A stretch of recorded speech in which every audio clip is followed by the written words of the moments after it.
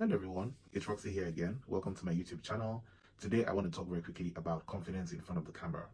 As many of you have indicated to me, you are interested in starting your own YouTube channel. One of the first things that has occurred to you is that it's very jarring to see yourself in front of the camera.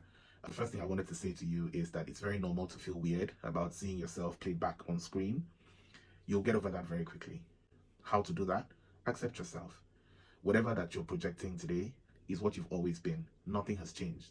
All the flaws and things you don't like about yourself are things that you've been showing the world this entire time. Your teeth, your nose, your head, your ear shape. That's what we've all been seeing. So the fact that you're now seeing it on camera and suddenly you're nitpicking all the things that you don't like is not going to help your self-confidence. Accept yourself with all your flaws. This is who you are. This is how you look. This is how you're always going to look. The second thing I'd say to you is practice. Practice makes perfect. The very first time I did my YouTube channel, I left it for a whole year. And that's because I didn't like what I saw.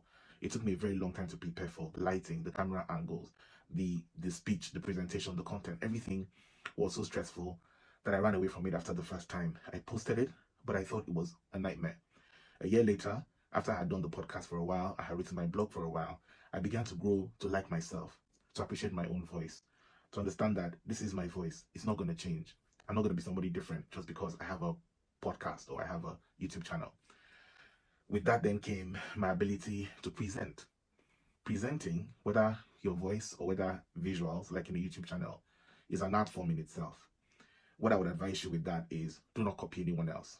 It's good to take cues from your favorite presenters on TV, news channels, and how they read the news. Can give you cues as to how you should present yourself, how you should speak, how to move your head, the angles that work for you, and things like that. But you have to bring yourself into the presentation because that's what makes you stand out.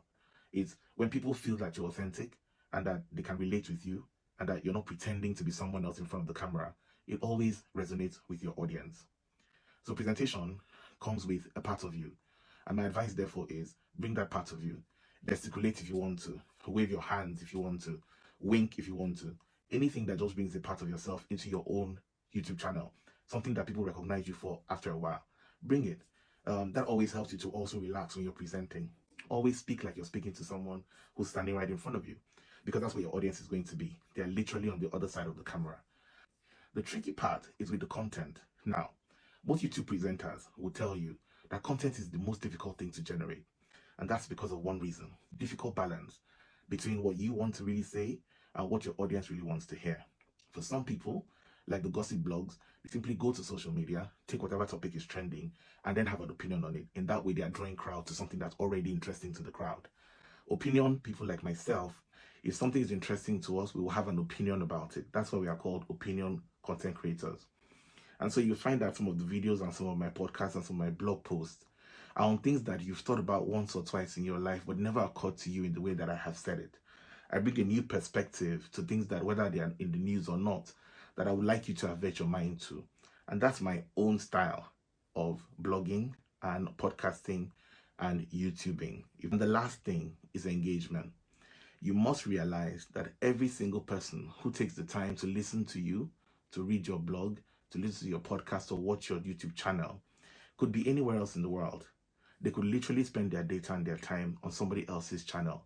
They could spend that time on Instagram or doing something meaningful with their lives or in school. So every audience member, everyone who clicks on your content is dedicating a part of their lives to it. And you must always appreciate that. You must be grateful for the opportunity to have them in your space and to listen to what you have to say. Therefore, you have to engage them. That way, you build a community you're interacting with, and that also helps long term to build a community of people who would see your blog as a part of their lives and who you have let into your own space as well. As always, thank you for your time. I always try to keep this short. Follow me on all my social media handles, ROQZEE on Twitter, and let's keep the conversation going over there. Thank you for listening. Peace.